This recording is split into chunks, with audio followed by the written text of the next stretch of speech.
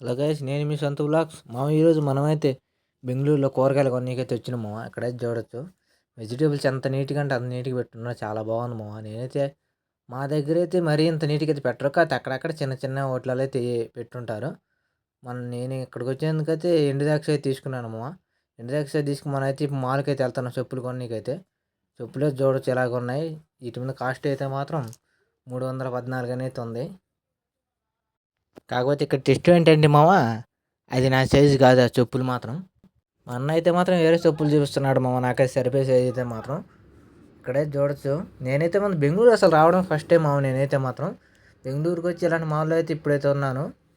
బెంగళూరులో మంచి మంచి ప్లేస్ ఏమైనా ఉంటే మీరు కూడా చెప్పండి కామెంట్ సెక్షన్లో మాత్రం. నాకైతే తెలియదు కాబట్టి అడుగుతున్నాను.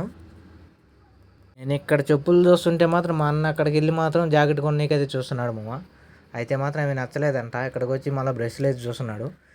బయట గెట్ వన్ ఆఫర్లో అయితే ఒకటైతే తీసుకున్నాడు ఇది అయితే మీరైతే చూడొచ్చు. ఇక్కడైతే నేనైతే ఒక బ్రష్ అయితే చూశాను ఈ బ్రష్ అయితే మాత్రం ఎలాగుంది.